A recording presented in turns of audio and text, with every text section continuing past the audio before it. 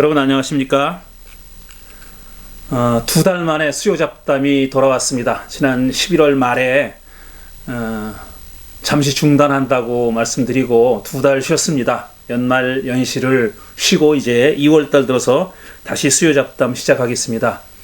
팬데믹 이후로 우리가 계속 이렇게 온라인으로 성서 공부를 하고 있는데 수요 잡담이라는 이름으로 이번이 69회 차가 되겠습니다. 69회 차. 이번하고 그 다음에 아마도 다음 주까지 다룰 주제는 윤석열, 김건희가 구약성서 시대에 살았다면 어떻게 됐을까? 라는 제목으로 얘기를 하도록 하겠습니다. 윤석열, 김건희가 구약성서 시대에 살았다면 어떻게 됐을까? 물론 지금 시류를 탄 주제이기도 합니다. 짐작하시겠지만 이번에 말씀드릴 내용은 무속에 관한 얘기입니다. 무속. 구약성서 시대에는 무속과 관련된 사정이 어땠을까? 종교적인 상황, 역사적인 상황이 어땠을까 하는 것을 살펴보겠습니다. 자, 먼저 요즘 우리 고국에서 정말 뜨겁게 달아올라 있는 주제가 바로 무속입니다. 지금 거대 야당의 제1야당의 대통령 후보자 부부가 무속 논란에 휩싸여 있습니다. 여러분이 그 신문이나 방송을 보신 분들은 제가 지금 보여드릴 이 화면 캡처를 다 보셨을 겁니다. 두 개의 캡처를 제가 보여드리는데요. 왼쪽에 있는 분이 윤석열 씨 부인 김건희 씨고 오른쪽에 바로 당사자 윤석열 씨입니다.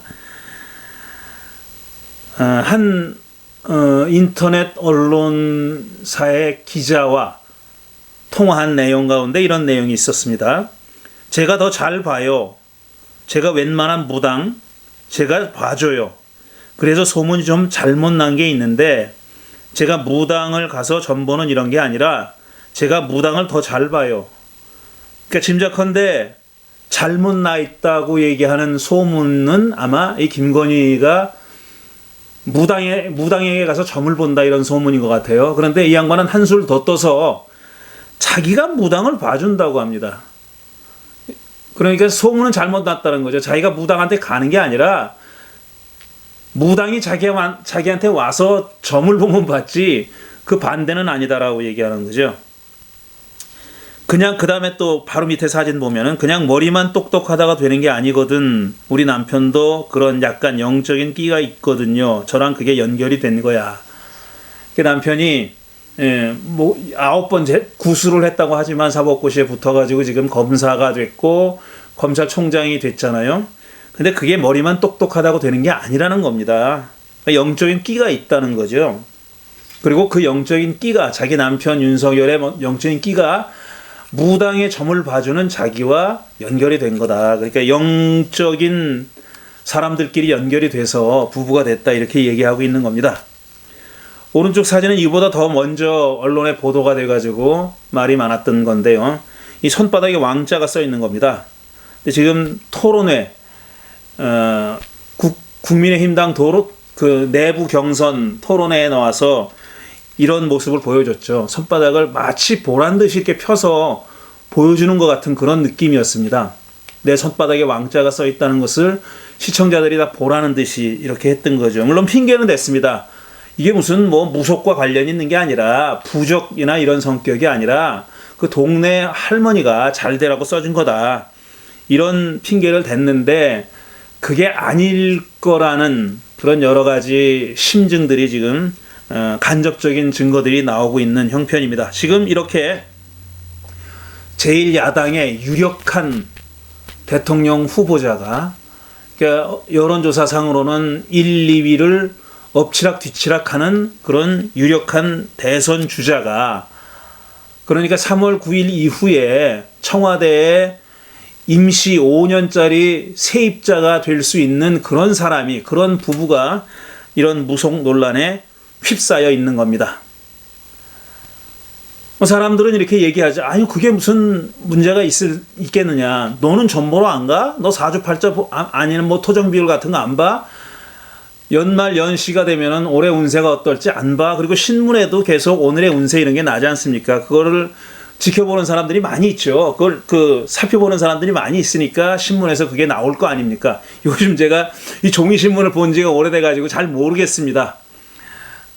그런데 제가 종이 신문을 볼 때는 대부분의 신문들이 그 오늘의 운세라고 해가지고 뭐 쥐띠, 닭띠, 소띠, 뭐 돼지띠 해가지고 계속 나오잖아요. 그게 뭐가 문제라고 다 사람들이 재미로 다 하는 거 아니야라고 주장하는 사람이 있는 반면에 또 다른 편에서는 이 나라의 중대사를 결정할 위치에 있는 사람이 이렇게 무속인의 말을 거의 지금 전적으로 혹은 맹목적으로 저렇게 의지하고 의존하고 그 말을 듣고 그런 결정을 내리면 어떻게 되느냐. 이 지금 김건희 씨가 얘기하는 것도 그런 얘기도 있었잖아요. 지금 자기 남편 윤석열이 계속 6번 사법고시 떨어지니까 그만두려고 했는데 어떤 용한 또 그런 사람이 무속인이 아니다 그만두면 안 된다고 3번 더 하면 붙는다 그랬다는 거 아니에요. 그래서 3번 더 했잖아요. 구수 만에 붙었으니까. 그 정도로 무속과 좋게 말하면은 친밀하고 조금 더 부정적으로 말하면 의존하고 있는 이런 사람들이 큰 자리를 맡아서 괜찮을까 하는 우려가 있는 형편입니다. 그렇게 우려하는 사람들이 많은 형편이죠. 물론 그 내용을 잘 들여다보면은 제가 뭐 사람의 마음을 읽는 사람은 아니지만 그런 각각의 주장을 하고 있는 정반대 주장을 하고 있는 사람들의 속마음은 조금 다를 거예요. 그러니까 무속이 무슨 문제가 있느냐, 그거 뭐 다 하는 거 아니냐, 재미로 심심풀이로 다 하는 거 아니냐라고 주장하는 사람들이나 저렇게 무속에 의지하는 사람들이 그런 사람들에게 국사를 맡겨도 되느냐, 국정을 맡겨도 되느냐, 그건 말도 안 된다라고 주장하는 사람들의 속마음은 단순히 무속만은 아닐 거다. 무속이 문제 없다고 생각하는 사람이거나 무속이 중대한 문제라고 생각하는 사람들 양자다. 그게 무속만의 문제는 아닐 거다라고 저는 그렇게 생각합니다. 그런데 여기서 주목할 수 있는 대목이 어떤 거냐면은 무속을 한국 그리스도교는 특히 가톨릭보다 더 개신교가, 물론 가톨릭도 그렇게 반대했지만 개신교는 무슨 정말 큰일 날 것처럼 오랫동안 무속을 적대시해왔고 반대해왔습니다. 그러니까 교회 다니는 사람들이 무속에 의지하거나 아니면 점을 보러 다닌다거나 뭐 이런 걸, 뭐 무당을 불러서 굿하는 건 말할 것도 없고 너무 지금 살기가 어려워서 혹시나 하는 마음으로 점을 보러 가는 사람들까지도 굉장히 정죄해왔습니다. 개신교는 그렇게 해왔어요. 제가 페이스북에도 쓴 적이 있지만 제사 드린다고 해가지고 막 기독교인이 제사 드리면 안 된다, 그건 조상신을 섬기는 거고 제사 드리면 안 된다 해가지고 제사를 절대로 못 드리게 해온 게 개신교잖아요. 오랫동안 그렇게 해왔습니다. 그런 제사 드리는 것 가지고도 뭐 그렇게 큰일 난 것처럼 야단하고 심지어는 가정 불화가 생기더라도 친척들이 다 모여서 제사를 드리는데 온 친척들이 다 그리스도인이 아닌 경우도 많지 않습니까? 그러면은 한쪽에서는 제사를 드려야 된다. 오랫동안 해온 거니까. 근데 또 그리스도인인 교회 다니는 이 사람들은 교회에서 배운 게 제사를 드리면 안 된다. 절하면 안 된다. 뭐 이렇게 배워왔지 않습니까? 그러니까 서로 갈등이 생기고 심지어는 다 같이 모여 있는데 나는 교회 다닌다고 해가지고 다른 식구들 다 절하는데 자기만 절 안 하고 이런 사람들도 있잖아요. 그렇게 제사를 드리는 것에 대해서도 이렇게 적극적으로 반대하고 정죄했던 사람들이, 그런 보수 기독교의 리더들이, 지도자들이, 목사들이 놀랄 정도로 이 김건희, 윤석열 부부의 무속 논란에 대해서는 관대하거나 아니면은 언급을 회피합니다. 언급을 안 하는 정도가 아니라 언급을 아예 회피합니다. 언급해야 될 상황에 놓여 있었어도 아주 명시적으로 난 언급 안 하겠다라든지 난 잘 모른다 이렇게 얘기해버려요. 제사 문제에 대해서 그렇게 철저하게 조상신 숭배라고 해가지고 반대했던 사람들이, 물론 한국 그리스도교 역사를 보면은, 특히 카톨릭 역사를 보면 그 문제 때문에 많은 사람들이 순교를 당하기도 했잖아요. 그런데 지금 현재 카톨릭은 제사 문제에 대해서 굉장히 열려있는 자세입니다. 제사를 절대로 안 된다라든지 아니면 조상신 숭배라든지 이 우상 숭배라고 그렇게 얘기하지 않잖아요.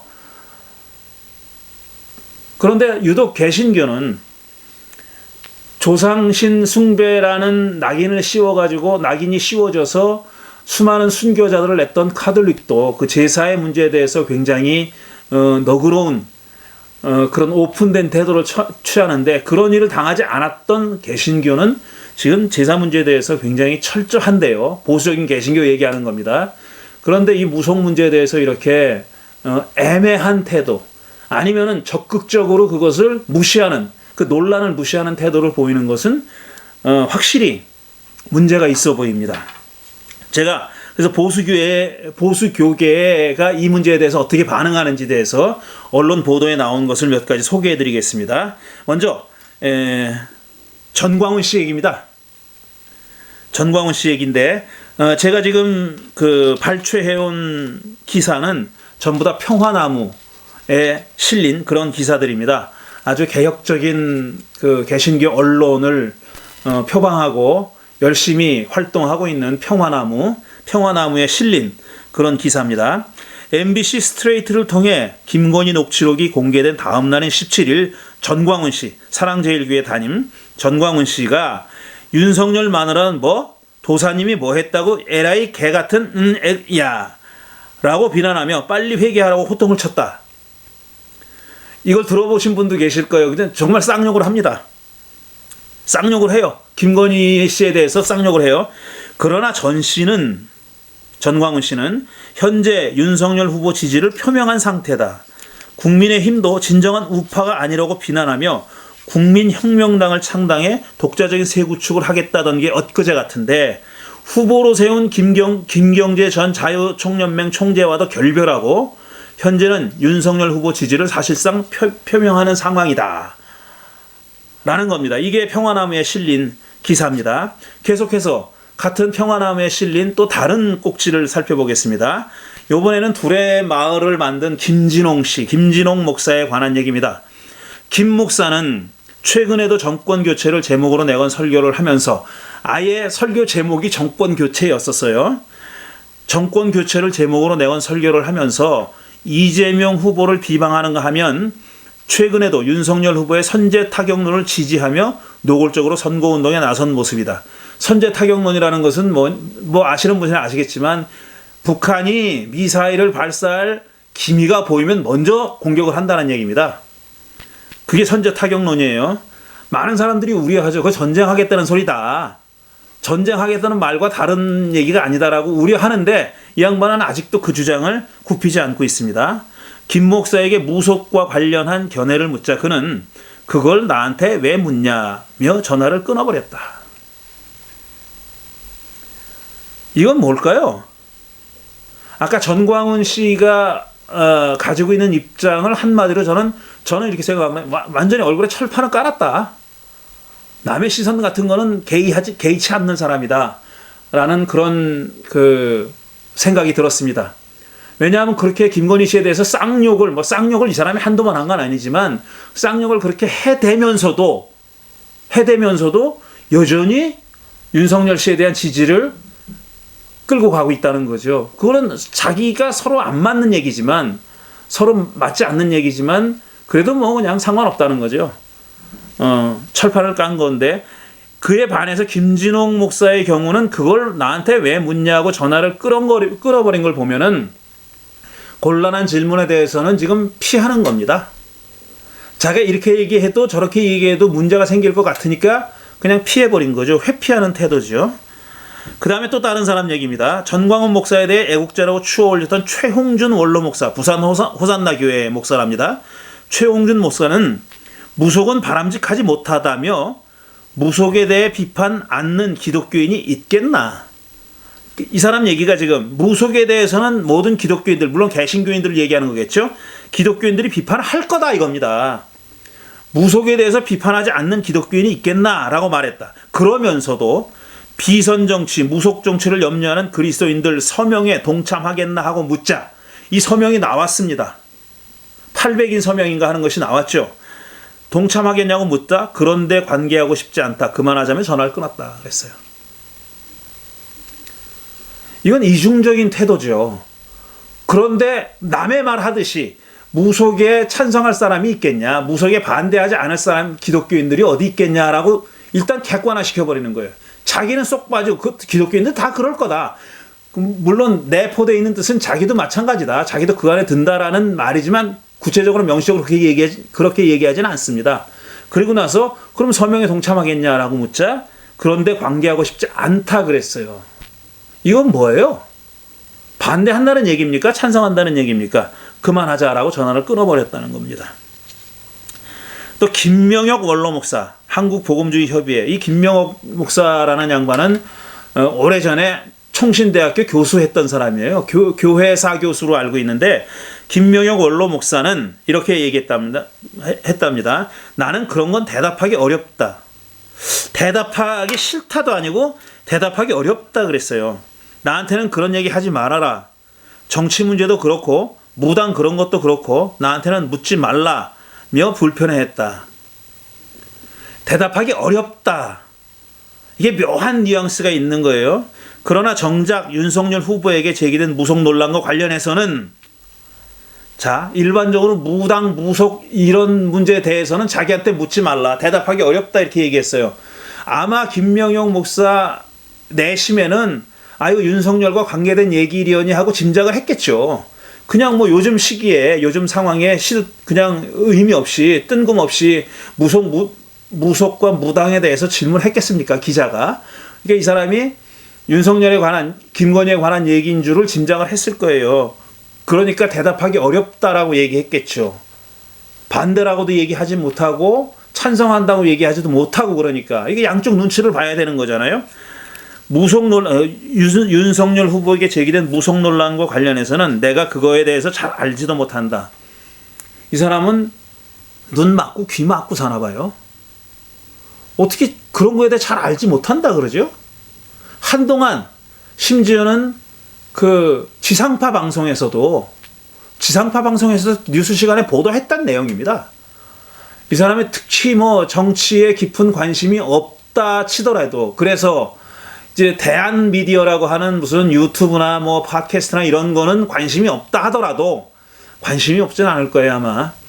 그렇다 치더라도 백보 양보해서 그렇다 치더라도 지상파나 종편 방송에서 얼마나 이 얘기를 많이 했어요. 그런데 잘 모른대요. 잘 알지도 못한다라면서 그 다음에 한 얘기가 정말 놀라운 얘기입니다. 정치를 위해서는 무당에게도 찾아가고 불교 스님에게도 찾아가고 그럴 수 있다라고 발언에 귀를 의식했다 그랬어요. 정치를 위해서는 무당한테도 찾아가고 불교 스님에게도 찾아가고 그럴 수 있다 그랬어요. 이 사람은 굉장히 야근 사람이죠. 정치를 위해서는 무당, 불교 스님만 얘기해요. 왜? 목사는 왜 얘기 안 해? 목사한테 찾아갔잖아요. 초대인 교회 찾아갔잖아요. 여기도 순복음교회 찾아가고 사랑의 교회 찾아가고 찾아갔지 않습니까? 찾아갔어요. 이 윤석열이 불교나 다른 어떤 무당을 찾아간 거는 뉴스가 되지 않았다 손치더라도 교회 간 거는 뉴스가 됐어요. 그 뉴스에 다 나왔잖아요. 근데 이 양반이 꼭 무당과 불교 스님만 얘기해요. 기독교 목사는 얘기 안 해요. 기독교 목사를 찾아갔습니다. 그런데 그럴 수도 있다고 얘기하는 거예요. 목사들은 딱 빼고 그럴 수 있다고 얘기하는 거예요. 참 글쎄 이 윤석열 씨가 김명용 목사가 윤석열 씨를 무속인이거나 무속인으로 아예 그렇게 그 규정을 해버렸거나 아니면 불교 신자로 규정을 했다 그러면은 모르겠어요. 무속인이라면 무속인 찾아가는 게 뭐 그럴 수 있다. 불교 신자면 불교 스님을 찾아가는 거 그럴 수 있다. 근데 그게 아니지 않습니까? 자기는 부인하잖아요. 공개적으로는 부인하지 않습니까? 사적인 자리에서는 그걸 인정하는 언행도 했지만 공적인 자리에서는 관계없다. 뭐 어떤 사람 아주 영향력이 있다고 하는 무슨 법사도 그건 뭐 우리 저 캠프에 그냥 한두 번 왔다 갔다 한 사람이지 난 그 사람 모른다 이렇게 얘기하지 않았습니까? 그런 걸 모른다면 몰라도 알면 이렇게 얘기하기 힘든 거죠. 그리고 목사가 돼서 암만 자유로운 목사고 그 다음에 종교다원주의 생각을 가지고 있는, 심지어는 종교다원주의 생각을 가지고 있거나 범재신론자인 목사라 할지라도 정치를 위해서는 무당한테도 찾아가고 불교스님한테 찾아가고 그럴 수 있다라고 말 못하는 겁니다.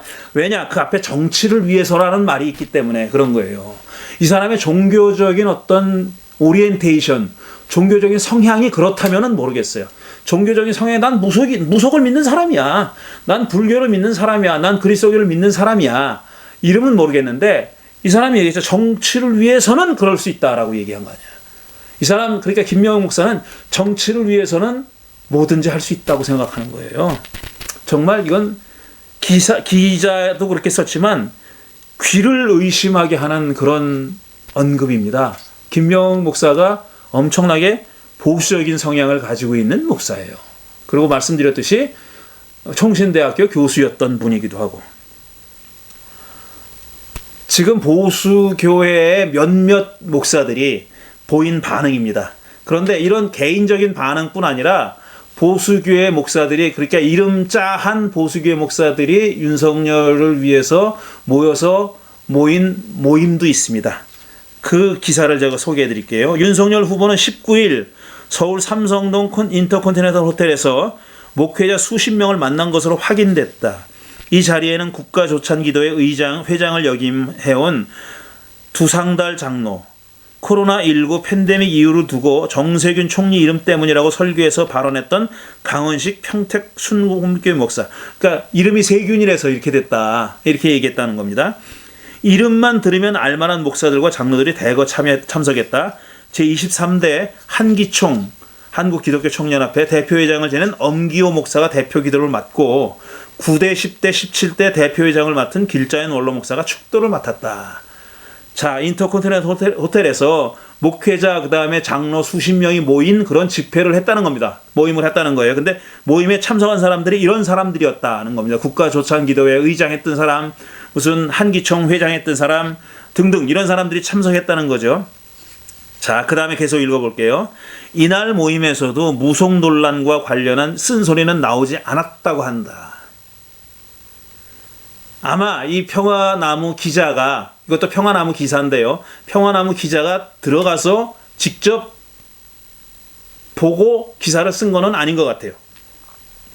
MBC 스트레이트와 세계일보 보도, 열린공감TV와 서울의 소리 등을 통해 윤석열 후보의 무속 의존과 부인 김건희 씨의 무속 중독적 사고, 권력욕 등이 드러나는 마당에도 개신교 지도자를 자처하는 목사들이 침묵을 넘어 물밑에서 힘을 모으고 있는 것이라고 기사를 썼습니다. 충분히 이렇게 생각할 수 있는 거죠. 그 앞에 기사들은 개인적으로 기자가 개인한테 물어본 겁니다. 당신 어떻게 생각하냐 이렇게 물어본 거예요. 그러니까 어떤 사람은 뭐 무슨 나한테 묻지 말아라 그랬고 그게 무슨 상관이냐라고 얘기한 사람도 있고 그랬다는 거예요. 그런데 지금 여기는 수십 명의 소위 이름짜한 목사와 장로들이 모였습니다. 그 사진을 보세요. 이 사진을 보시면은 이게 위에 사진이 전체 사진이고 요 밑에는 이제 윤석열이 같이 찍은 사진이죠. 이렇게 모여서 집회를 했다는 거예요. 그러니까 이 기자가 쓴 무속 논란에 대해서 개신교 지도자들이 침묵에 멈추지 않고 오히려 물밑에서부터 힘을 모으고 있는 걸로 보인다라는 약간은 추측성 언급이 무리한 추측은 아니라고 생각되는 겁니다.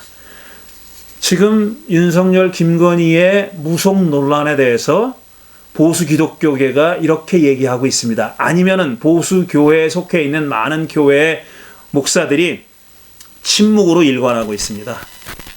말하지 않는 거예요. 마치 그런 일이 벌어지지 않았다는 듯이 그렇게 침묵으로 일관하고 있습니다. 뭐 현실과 역사의 만약이라는 게 무슨 의미가 있겠냐 싶지만, 만약에 상대편, 반대편 후보자가, 그러니까 이재명 씨와 그 다음에 김혜경 씨가, 이재명 후보와 김혜경 씨가 이런 논란에 휩싸였다면은 어떻게 됐을까? 이 사람들이 어떻게 대처했을까? 이렇게 침묵으로 일관하거나, 아니면은 뭐 옹호까지는 바라지 않아요. 침묵으로 일관했을까? 그렇지 않았을 겁니다. 마치 때를 만났다는 듯이 정말 길길이 날뛰었겠죠.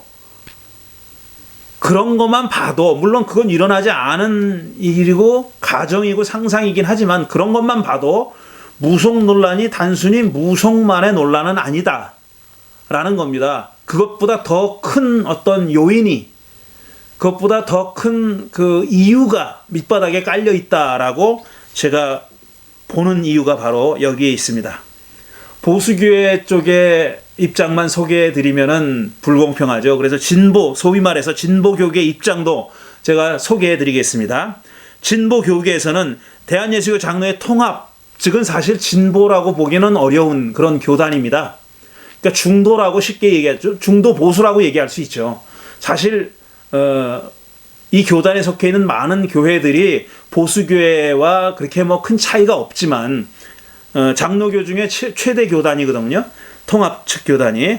대한예수교 장로회 통합 지도자, 목회자와 평신도들이 성명을 발표했고요. 그 다음에 기독교 대한성결교회 소속 목회자 평신도 연대, 이런 단체에서 이런 이름으로도 성명을 발표했고, 광주 전남 지역 한국 기독교 장로회 목회자들이 또 성명을 발표했습니다. 그런데 제가 알기로는 한국 기독교 장로회에서 교단 전체가 성명을 발표했는지는 잘 모르겠어요.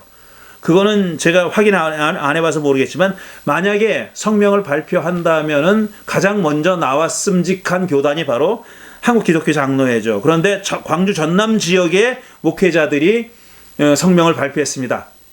이 동네에 제 친구들이 많아가지고 어떤 사람들이 이 주도를 했는지 하는 게 그려집니다. 그 다음에 기독교 대한감리회 목회자들, 그 다음에 비선정치, 무속정치를 염려하는 그리스도인 800명, 그 다음에 천주교에서는 천주교 정의구현 전국사제당 등의 이름으로 무속정치를 비판하는 성명과 선언이 계속 이어지고 있습니다. 지금 여전히 진행 중인 이야기입니다. 이거는 진행 중인 이야기고요.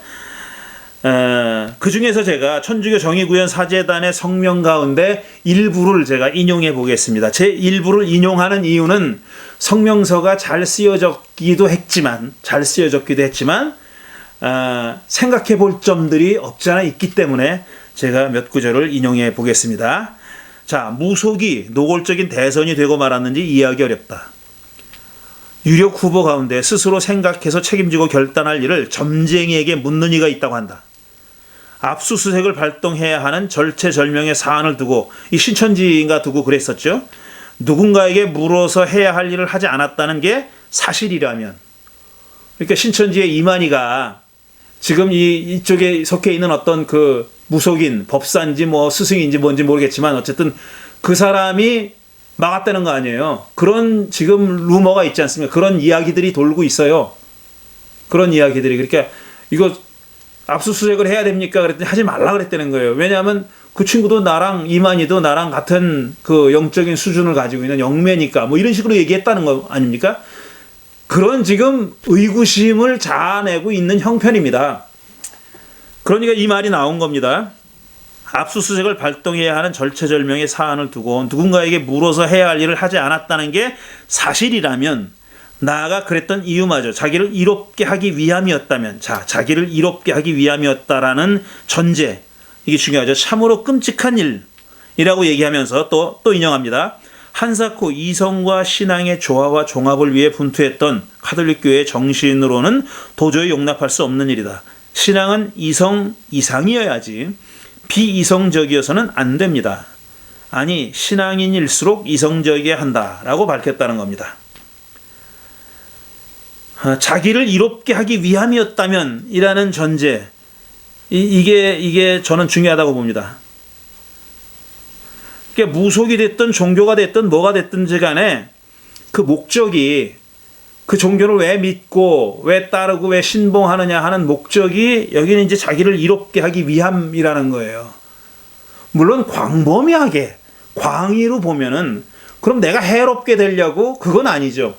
남을 위해서 나누고 돕는 것도 사실은 나의 기쁨이 동반되니까 하는 거죠. 희생도 내가 기쁘고 내가 원하고 거기서 어떤 행복해지니까 하는 거잖아요. 그러니까 넓게 보면 나를 위한다는 것은 맞아요. 나를 위해서 하는 거임은 맞습니다.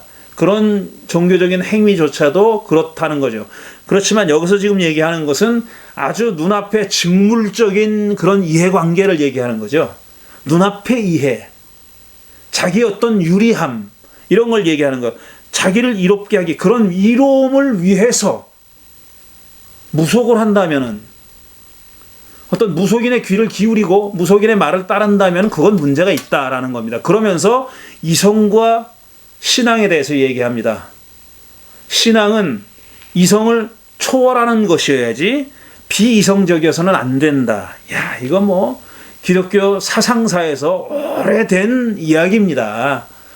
신앙과 이성의 관계, 이성을 따르는 신앙이냐 아니면 신앙을 따르는 이성이냐, 이 문제가 아주 오래된 신학적인 질문이죠.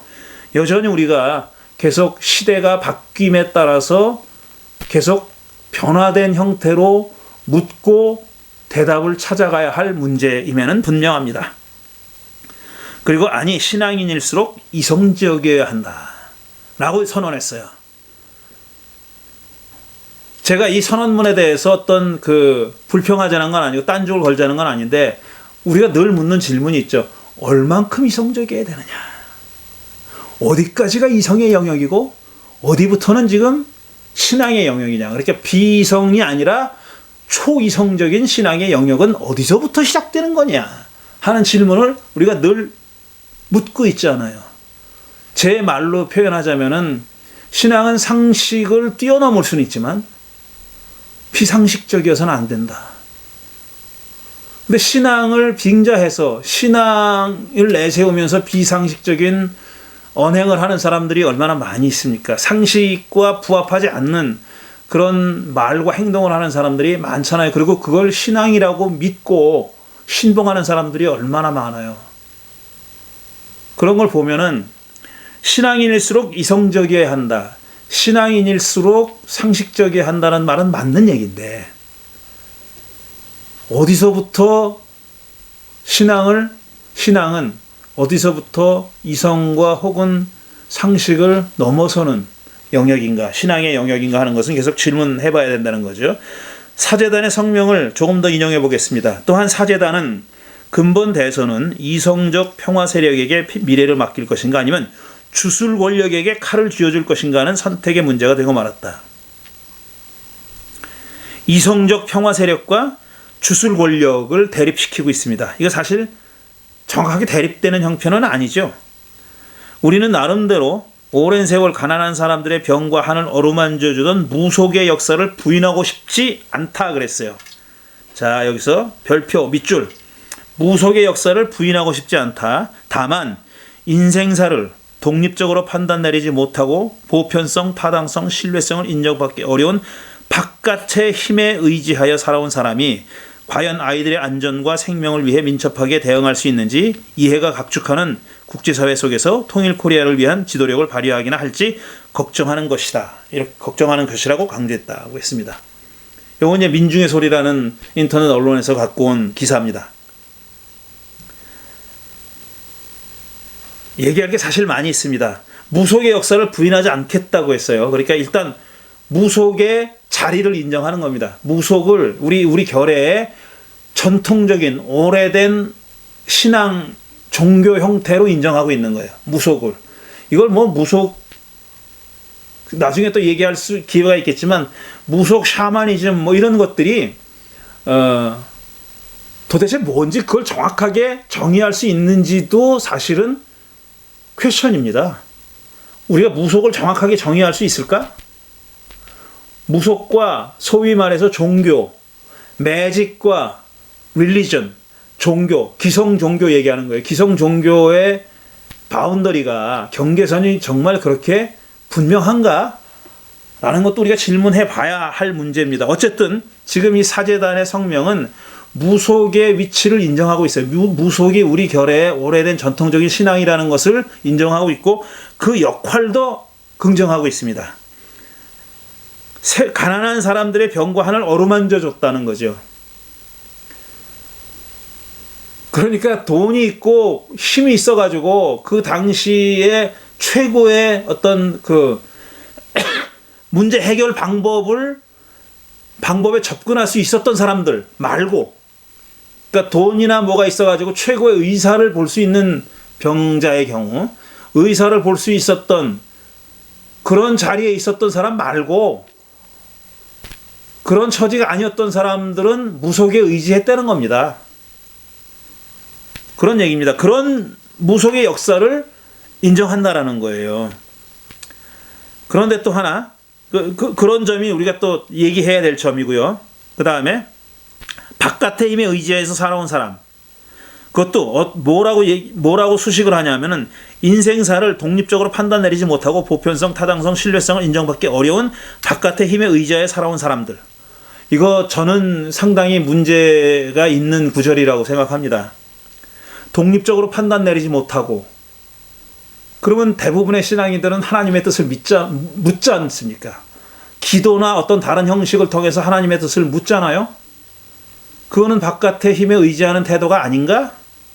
왜 아니겠어요? 그것도 맞죠. 그런데 그렇게 오해할까봐 그 다음에 보편성, 타당성, 신뢰성을 인정받기 어려운, 그러니까 우리가 그리스도인들이 하나님께 기도하는 것은 보편성, 타당성, 신뢰성을 인정받을 수 있다는 얘기입니다. 그런데 지금 무속의 힘을 빌리는 것은 그런 보편성, 타당성을 인정받지 못한다는 얘기예요. 타인의 힘에 의지하는 건 똑같지만 보편성, 타당성, 신뢰성을 인정받기 어려운 그런 바깥의 힘이라는 거죠. 그러니까 무속의 힘은 주술은, 그러니까 주술의 대상이 되는 그런 무슨 신이 됐든 잡기라고 부르든 뭐라고 부르든 뭐 좋아요. 그 혼백이라고 부르든 뭐라고 부르든 좋은데, 그거는 바깥의 힘은 이런 타당성을, 보편성을 결여하고 있다는 얘기죠. 이거는 정말 자꾸 말씀드리지만 이 경계선이 얼마나 뚜렷한지는 의문입니다. 왜 이런 성명의 구절을 얘기했는지는 이해가 가요. 그런 점은 이해가 가고 많은 부분에 동의하지만 이거는 사실상 빌미를 줄 수 있는 그런 귀절이라고 저는 생각합니다. 이상으로 소위 진보교계의 입장이 어떤지 하는 것을 대략 제가 말씀드렸고, 또 제3의 방 입장이라고 이름을 붙여놨는데 제3회하고 물음표를 붙여놨죠. 제3의 입장이라고 해서 지금 UCLA에서 한국 교회사를 가르치고 있는 옥성득 교수의 페이스북 글을 제가 좀 가져왔습니다. 이 옥성득 교수는 제가 가져왔는지 모르는데 어쨌든 공개하고 발표한 글이니까 가져와도 된다고 저는 생각하고 가져왔습니다. 이 옥 교수가 뭐라고 썼냐면요, 이렇게 썼어요. 세계 거의 모든 종교는 기복 종교다. 악과 화를 멀리하고 선과 복을 비는 것은 공통이다. 약간의 저는 오해의 여지가 있다고 생각하는데, 거의 모든 종교는 기복 종교다. 뭐 거의 모든이라고 얘기할 것 없이 모든이라고 얘기해도 지나치지 않을 거예요. 그런데 그러면 종교는 꼭 기복 종교다. 이거보다는 저는 이렇게 생각해요.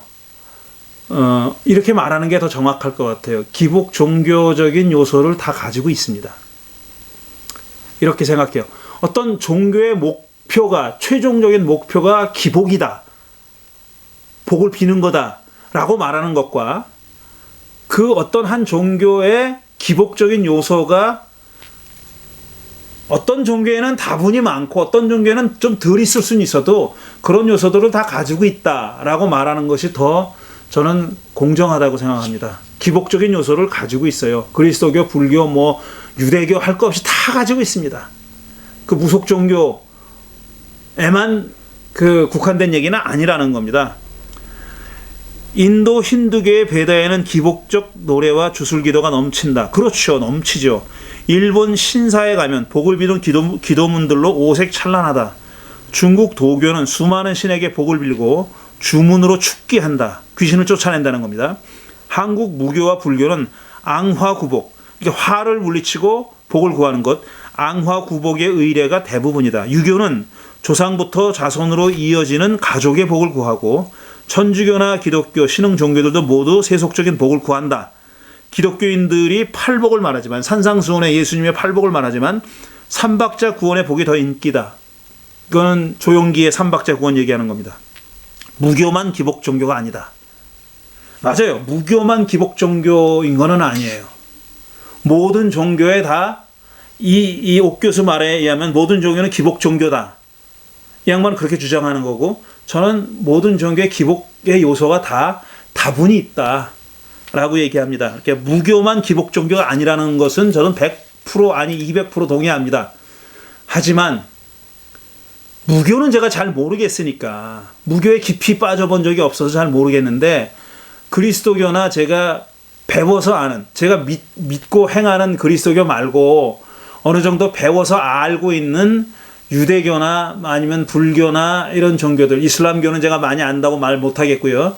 그런 종교에서 기복적인 요소가 다 있는 거는 저도 100% 동의. 그렇지만 그걸 기복 종교와 이렇게 동일시하는 것은 오해 소지가 있다라고 생각합니다. 왜 제가 이렇게 말씀드리냐 하면은, 이건 너무 과도한 일반화의 오류를 범할 가능성이 있습니다. 모든 종교가 기복 종교니까 그리스도교는 무속에 대해서 뭐라고 말할 자격이 없다. 이렇게까지 나가면 저는 문제라고 생각하는 거예요. 그거는 옳지 않다. 기복신앙에 깊이 영향을 받는 기독교인들, 기복적인 요소에, 그리스도교가 갖고 있는 기복적인 요소에 깊은 영향을 받고 있고 거기 물들어 있는 기독교인들이라 할지라도 무속에 대해서 뭐라고 얘기할 수는 있다고 생각합니다. 제가 좀 과하게 표현해서 이런 건데요. 기독교는 스펙트럼이 넓지 않습니까? 아주 기복적인 사람도 있고 굉장히 상당히 덜 기복적인 사람도 있고, 아니면 기복을 하지 말아야 된다는 사람도 있어요. 근데 그런 사람들이 다 그런 뭉뚱그려서, 그게 다 기독교고 개신교인데 뭉뚱그려서 니들은 뭐 잘났느냐, 무속에 대해서 니들도 사실 그런데 뭐 할 말이 있다고 이렇게 큰 소리 쳐라고 하면은, 저는 그거는 올바른 공정한 거는 아니라고 생각하는 겁니다. 조금 더 인용할게요. 이분은 이제 한국 교회사를 전공한 교수기 때문에 교회사에 대한 얘기도 있습니다. 제가 그건 가져오지 않았지만, 종교에는 인간의 복 요구가 반영되어 있기에 한국 개신교는 그 욕망에 절제로 훈련시키지 않았기에 50년대 60년대 가난을 경험한 목사들이 더 복을 구하기에 팔복도 복인이 좋고, 오복도 좋고, 삼박자 복도 좋고, 복이면 다 좋다. 교회 세습도 복이요, 표절도 복이요, 자녀 인턴 품앗이도 복이다. 뭐로 가도 서울만 가면 복이요, 개똥밭에 굴러도 이승이 좋다. 자, 여기 내포되어 있는 그 속마음을 읽으실 수 있는 분도 있을 겁니다. 교회 세습은 뭐 어디 얘기하는 거고, 표절 얘기도 뭐 떠올리는 사람들이 많이 있을 거고, 자녀 인턴 품앗이도 복이다 그랬어요. 길게 얘기하지 않겠습니다. 좀 공정하기가 어려워요. 사람은 다. 저도 정치적인 성향이 있기 때문에 저도 뭐 100% 객관적이고 공정하다라고는 생각하지 않습니다. 공정이라는 것은 어차피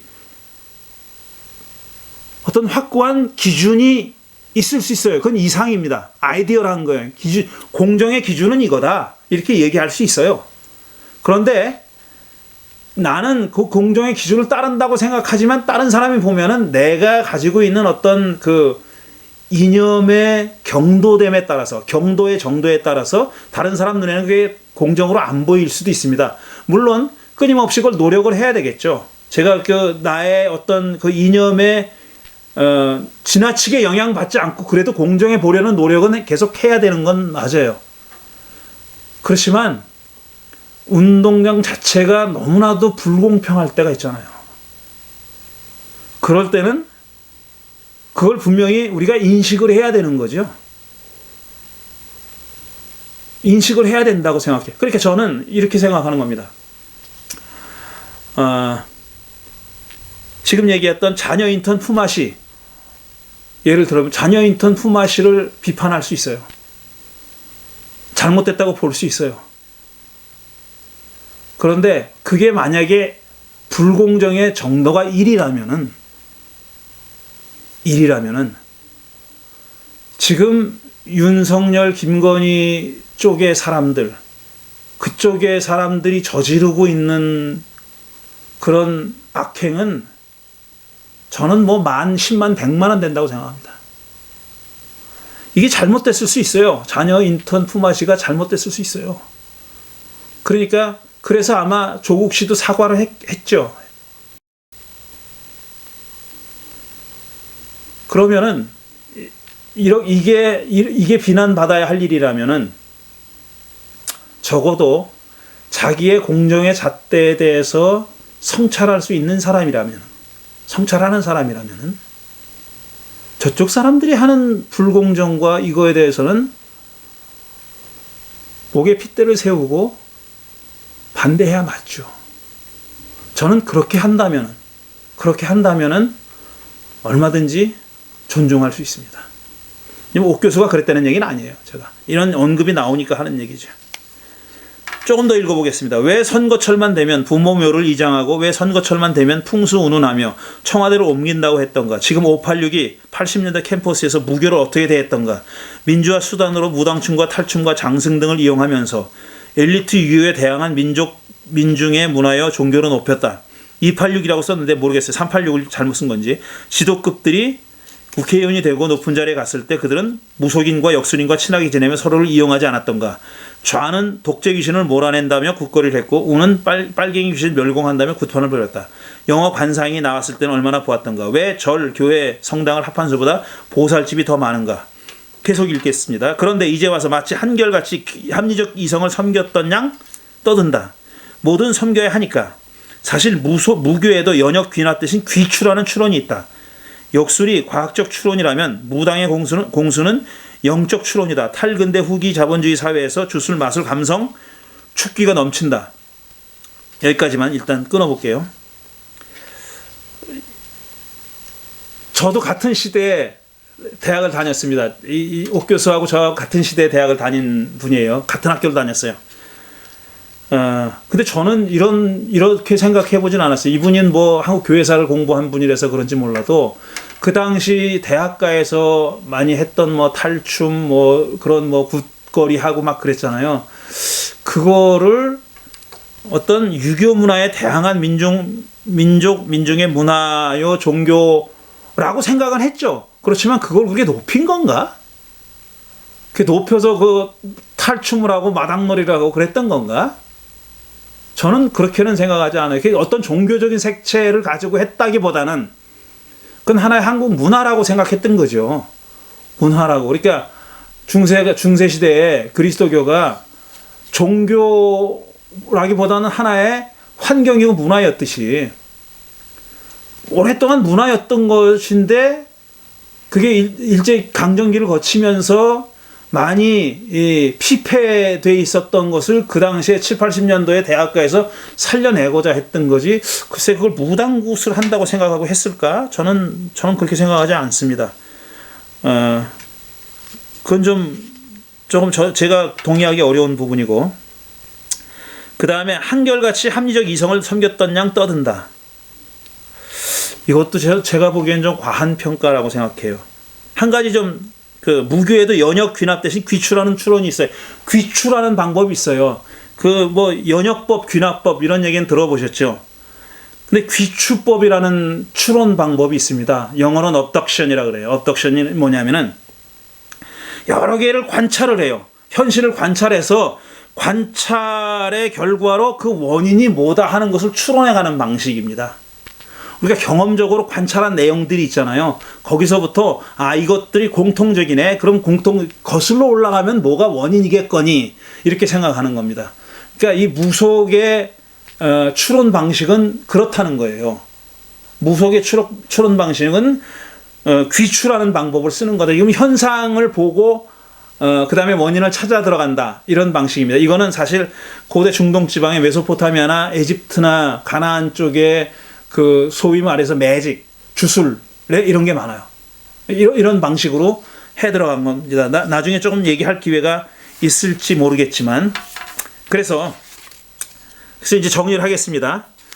나는 마치 기복도 아니요 주술도 아닌 척하며 그놈들만 기복이요 주술이라고 우긴다. 내로남불로 넘치는 한국에서는 노력하면 안 되기에 운칠 백삼이요 성실 근면 근검을 말하면 꼰대가 될 뿐이다. 지금 한국 종교와 정치의 기복이 아닌 것이 있는가? 앞으로는 법치, 공정, 정의를 외치지만 앞에서는 뒤로는 내 몸, 내 자식, 내 가족, 내 교회 기복뿐이다. 한국인의 종교는 기복교다. 물론 어떤 그 레토릭을 위해서 효과를 위해서 약간 과장했을 수는 있다고 봅니다. 한국 정치와 종교의 기복 아닌 것이 있는가? 얘가 하는 것도 기복, 제가 하는 것도 무속 이렇다는 얘기입니다. 지금 다 뭐 하나도 다를 거 없다 이런 얘기예요. 그리고 나는 기복이 아니고 나는 종교고 쟤는 주술이다 이렇게 얘기한다는 거죠. 나는 기복도 아니요 주술도 아닌 척하며 그놈들만 기복이요 주술이라고 우긴다. 이거는 사실 종교사에서 많이 얘기되는 겁니다. 이렇게 매직과 릴리전의 차이, 종교와 그러니까 어떤 그 공인된 인정받는 종교와 그 다음에 흑색이라고 하는 블랙 매직이라고 하는 화이트 매직과 블랙 매직이라는 게 있잖아요. 그러니까 공인받는 매직 주술, 그 다음에 블랙 매직은 공인받지 않는 주술이거든요. 그걸 뭐가 어떻게 가르느냐 하는 거죠. 그거를 어떤 그 형태만 봐서는 가르기 힘들어요. 둘이 똑같이 하거든요. 둘이 똑같아요. 방식이 똑같아요. 근데 뭘로 갈르냐 하면 화이트 매직은 뭐냐면 인정받는 거예요. 그건 그 사회가 인정하는 방법이고 블랙 매직은 인정하지 않는 방법이죠. 그러니까 이 말이 틀린 말이 아니고 맞는 말인 게 자기가 하는 건 똑같이 해도 이거는 제대로 된 종교고 이성적인 종교고 똑같은 짓을 제가 하는 거는 주술이다 이렇게 생각하는 경향이 오랫동안 있어 왔고 지금도 여전합니다. 그 말은 맞는 말이에요. 그런데 그렇다고 해서 지금 제가 난독을 했을 수도 있어요. 잘못 읽었을 수도 있지만 이 옥 교수의 글은 뭐가 다르냐 니들도 하나도 다를 거 없다. 내로남불이다. 이거는 저는 아니라고 생각합니다. 그거는 그렇지 않다고 생각해요. 지나친 일반하고 지나친 뭐라 그럴까 섞어버리는 거라 이렇게 생각합니다.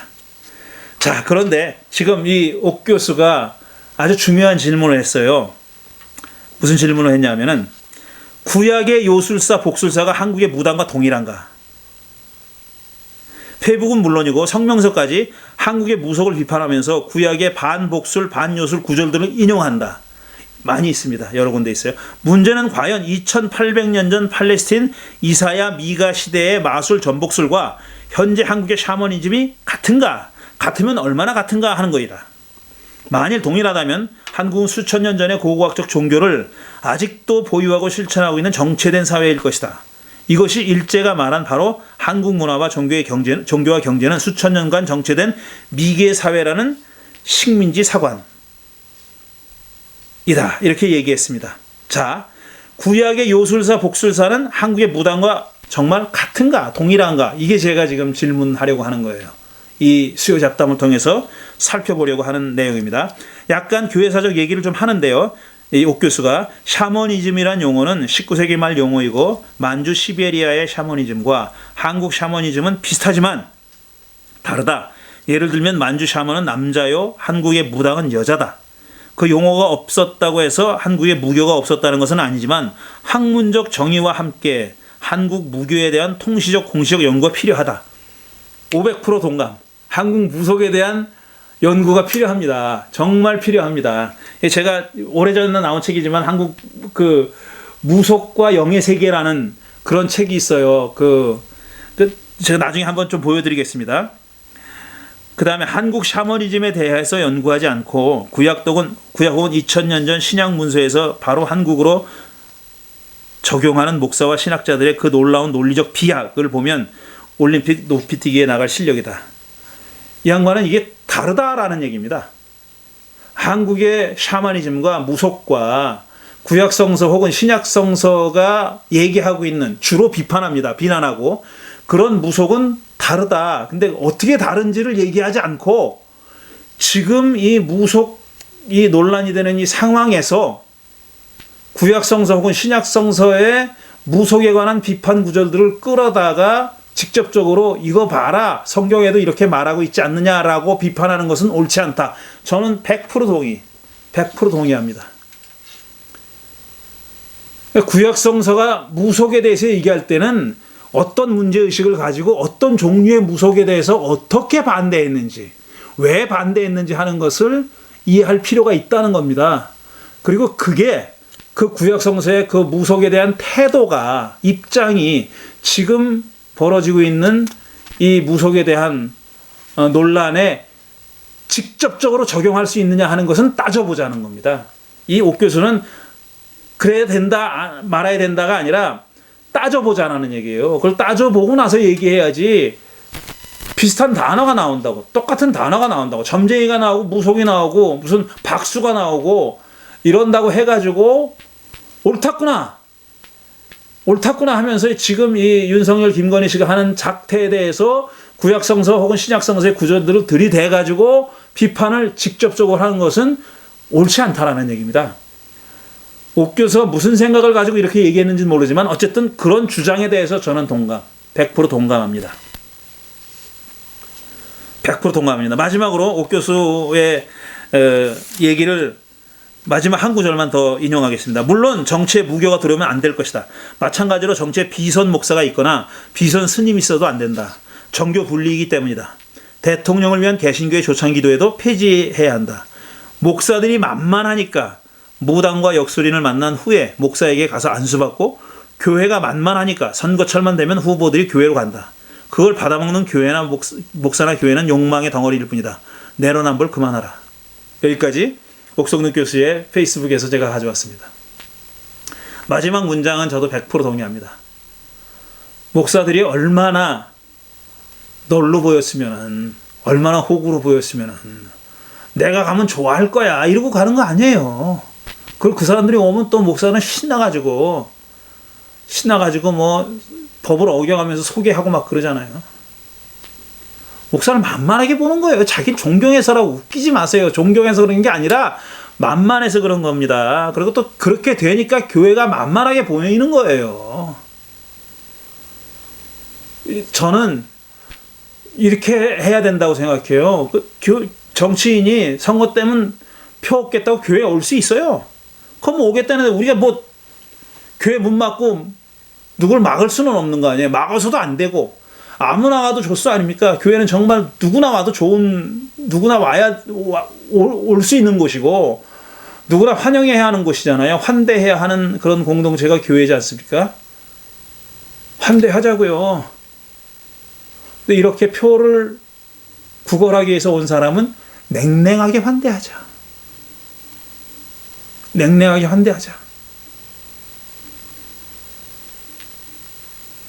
냉랭하게 하고 환대는 안 맞는 말이지만 하도 이것들이 교회를 만만하게 보고 와가지고 기자들 몰려 사진 찍고 막 그러니까 정말 역겹습니다. 그 하는 사람들도 역겹고 교회도 역겨워요. 그런 마음 자세로 장애인들을 맞아본 적이 있습니까? 그런 태도를 가지고 사회에서 지탄받는 사람들 혹은 정말 갈 곳이 없어서 길바닥에서 살고 있는 노숙자들, 그런 자세로 환대해 본 적이 있어요.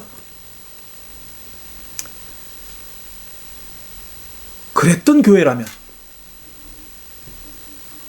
윤석열 와서 환대해도 좋아요. 이재명 와서 환대해도 좋고 허경영 와서 환대해도 좋아요. 그런 교회였다면 그런 사람들까지 다 환대하는 그런 공동체였다면 그런 사람들이 환하게 웃어주고 잘 왔다고 할 수 있어요. 그렇지 않은 교회는 그렇게 하면 안 됩니다. 오지 못하게는 못하지만 그렇게 하면 안 돼요. 시간이 많이 갔지만 자, 이제 성경 얘기를 할 텐데 다음 주에 가장 대표적인 구절 한 구절만 제가 읽고 오늘은 마치겠습니다. 구약 성서를 보면 전 신약은 다루지 않을 거고 구약만 얘기할 건데 구약 성서를 보면 이 무속과 주술에 관한 얘기들이 상당히 많이 등장합니다. 상당히 자주 등장해요. 대부분은 비난이에요. 그런데 또 그렇지 않기도 해요. 이게 문제입니다. 그렇지 않기도 해. 그렇게 비난하는데 이름 높은 사람들이 구약성서 이름 높은 사람들이 그와 유사한 짓을 했는데도 또 가만 놔둬. 그거는 그런 경우가 있어요. 그리 도대체 구약성서의 입장이 뭔지 물어봐야 되고 왜 그런지를 물어봐야 된다는 거죠. 자, 가장 대표적인 구절이 바로 신명기 18장 9절부터 15절에 나오는 얘기입니다. 그걸 한번 읽어드리고 다음 주에 계속 이어가겠습니다. 신명기 18장 9절 이렇습니다. 너희는 주 너희의 하나님이 너희에게 주시는 땅에 들어가거든. 신명기니까 아직 땅에 안 들어갔어요. 땅에 들어가기 전에 마지막으로 모세가 백성들에게 한 연설이잖아요. 들어가거든 그곳에 사는 민족들이 하는 역겨운 일들을 본받지 말아라. 거긴 지금 가나안 족속들이 살고 있습니다. 7 족속이 살고 있어요. 근데 그들이 하는 짓은 역겹다는 거예요. 야훼 보기에 역겨운 짓이에요. 그걸 본받지 말라 그랬어요. 근데 그 역겨운 짓들 중에 몇 가지를 지금 예를 들고 있는데 너희 가운데서 자기 아들이나 딸을 불 가운데로 지나가게 하는 사람과 그런 사람들이 있다는 겁니다. 거기 들어가면 자기 자식을 불 가운데로 지나가게 한다는 거예요. 그렇게 태워 죽이는 거예요. 목적이 뭔지 왜 그랬는지는 또 따져봐야 되지만 어쨌든 그런 짓을 하는 사람이 있는데 이거 본받지 말라는 거예요. 그 다음에 점쟁이 디비네이션, 점치는 걸 디비네이션이라고 그러죠. 점치는 거, 점쟁이. 디비네이션, 점장이와 복술과 soothsayer, 복술과 점치는 거예요, 이것도. 그 다음에 요술객, ogre라고 했어요. 요술객.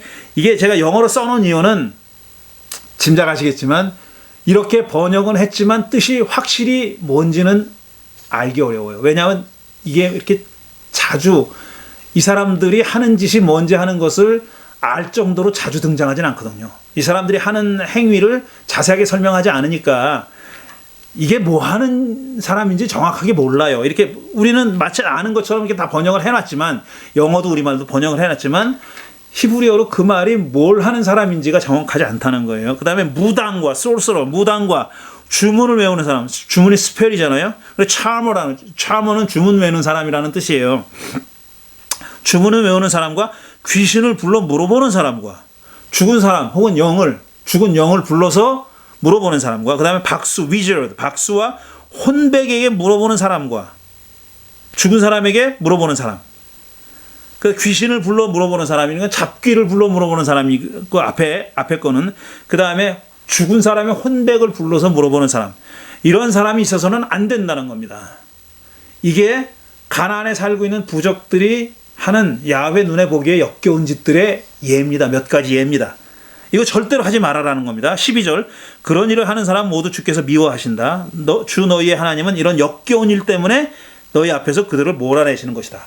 요 문장만 가지고 보면 그 가나안의 7 족속들을 다 몰아낸 이유는 그들이 이런 역겨운 짓을 하기 때문에 한 걸음 더 나가서 그런 역겨운 짓을 이스라엘 사람들이 배울까 봐 몰아낸다는 이런 뜻입니다. 너희는 주 너희의 하나님 앞에서 완전해야 한다. 너희가 쫓아낼 민족들은 점쟁이나 복술가들의 이야기를 듣지만 주 너희의 하나님은 너희에게 그런 것을 용납하지 않으신다. 15절 마지막 절. 주 너희의 하나님은 너희의 동족 가운데서 나와 같은 예언자 하나를 일으켜 세워주실 것이니 너희는 그의 말을 들어야 한다. 자, 앞에 얘기했던 무슨 복술가, 점쟁이, 무슨 이런 사람들, 그런 사람들 대신에 누구를 세울 것이냐 하면은 예언자를 세울 거다 그랬어요. A prophet. 그것도 어떤 사람이냐 하면은 자기 같은, 모세와 같은 그런 예언자를 보내실 것이다. 그의 말을 들어라. 점쟁이 복술가의 말을 듣지 말고 내가 보낸 예언자의 말을 들어라 라는 겁니다.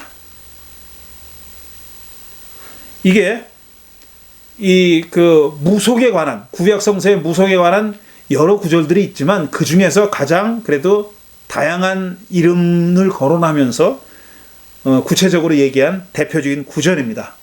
자, 이제 다음 주에는 구약 성서가 주술에 대해서 어떻게 생각하는지, 그 다음에 주술뿐 아니라 그런 어떤